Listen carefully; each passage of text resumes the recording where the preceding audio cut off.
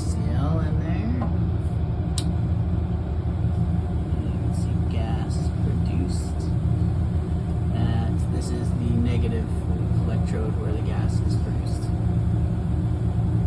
Oh, there's a little bit of bubbles over there too. Interesting. This is station 2. It's potassium iodide in there. Okay, hit it. And you can see bubbles produced at the negative electrode, and you can see, you should see like some red, yeah, you can see some dark red production on the positive electrode. That's the iodine, that's elemental iodine, it's dark red.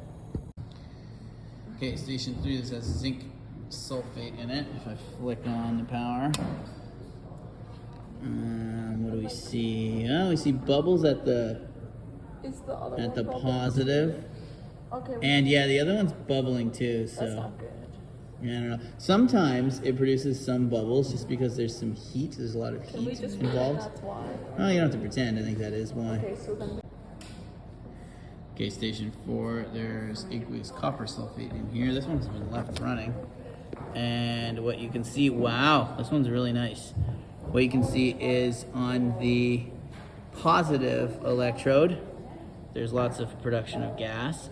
And on the negative electrode, you can see the copper plating on there like mad. See the copper depositing? It's crazy. If I flick it off, does it fall down? No. Okay, station 5 should be electroplating of a spoon. This one's running, and what we see is an active copper electrode put in there for the positive, and for the negative we have a spoon stuck in there. So if I pull the spoon out and have a look at it, turn it off so I don't shock myself. I'm gonna try and pull the spoon out. You should see, yeah, you can clearly see copper. See that red copper deposited on the spoon. Okay, station 6 is refining copper, or like purifying impure copper with a copper sulfate solution. This one has been running a lot, and so I think without even flicking it on, you can see. But if I flick it on, I don't know if you see much now, but you might see. Hopefully those aren't touching, yeah. You can clearly see that copper has been deposited on this one, which is the negative electrode. And you should see like impurities and crud falling from that one, from the positive electrode. Don't see it much now because it's been running for a lot today. But, well, you can see that it's been corroded away, right?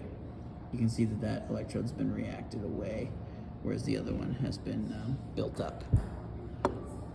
So that should help you tell which is which. Station 7 is about cathodic protection. So basically you have one iron nail wrapped in zinc, this one. And if you look at that nail, it's a lot less oxidized and rusted than the other nail. So this is not electrolysis in any way, this is just a spontaneous redox reaction. And what happens if you put them both in and you leave them there in the long run, this effect will get amplified, and what you'll see is there's just a lot faster redox corrosion happening in that nail as opposed to that one. So this is cathodic protection. It's one of the ways you can protect a metal like iron. Wrap it in a more reactive metal, and it won't react as much or at all. The reactive metal will react instead.